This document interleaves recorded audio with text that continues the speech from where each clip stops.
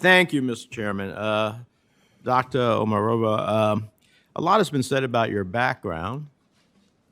Let me ask you, my understanding is that your grandmother was orphaned because Stalin sent her entire family to Siberia and they died there.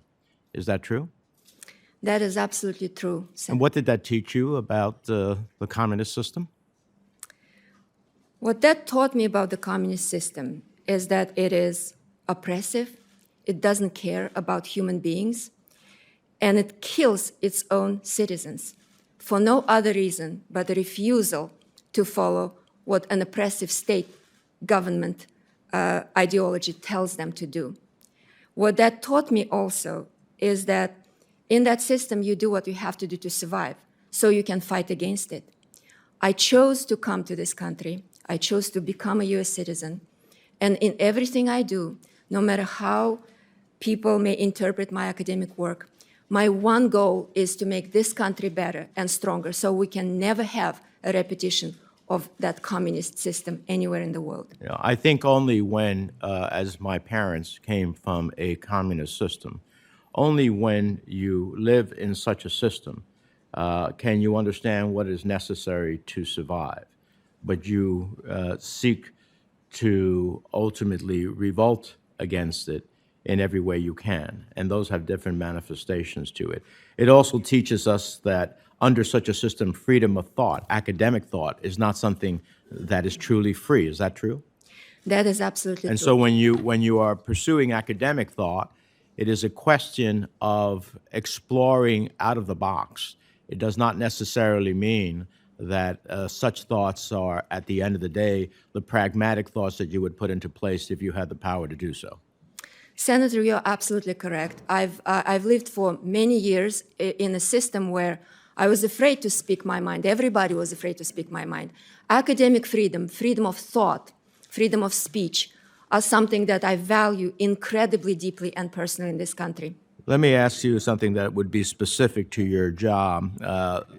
The Community Reinvestment Act is an important civil rights law. I hope upon your confirmation that you work on a revamped CRA rule that will deal with some of the challenges we have with minority, small and mid-sized business owners' lack of access to credit, a problem particularly evidenced in minority communities hit disproportionately hard by the pandemic.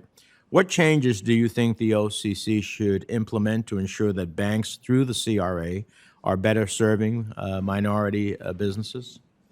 So thank you, Senator. I agree with you that the Community Reinvestment Act is a critical civil rights era law. And I'm glad that financial regulators, banking regulators, including the current acting comptroller of the currency, are working together on modernizing the framework for assessing the performance of our banks with respect to channeling credit into low and moderate income communities, communities of color, rural areas, and other current banking deserts. If confirmed as the comptroller, I intend to take the CRA performance and the implementation of the newly revamped rule very seriously. The OCC's primary toolkit is, of course, supervision.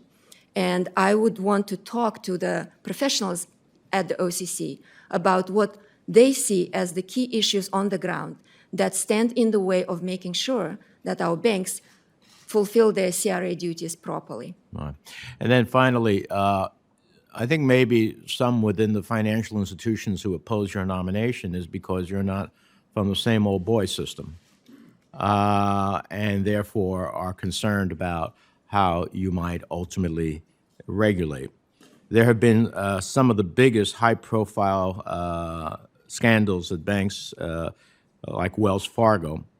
These scandals not only cause direct harm to consumers, they erode trust in the financial system, and the old boy system seemed to have let them do exactly that. If confirmed, how would you improve oversight of large financial institutions to prevent such scandals and risk as these that have been talked about? And do you believe that when examiners are embedded in financial institutions, they run the risk of becoming too familiar with the institution they regulate, resulting in regulatory capture? Yeah, thank you so much for your question. I think it's a very important issue. I have deep respect for bank examiners at the OCC and other banking agencies. I realize how hard that job is. But I also understand that allowing particularly large financial institutions to repeatedly commit fraud and hurt their customers seriously undermines the trust and confidence in our banking system. And I think it's the job of a fair and impartial regulator that stands in the shoes of the American public to enforce the laws as they're written and to make sure that they use all the tools in their toolkit to ensure that such things do not happen anymore. Thanks, Senator.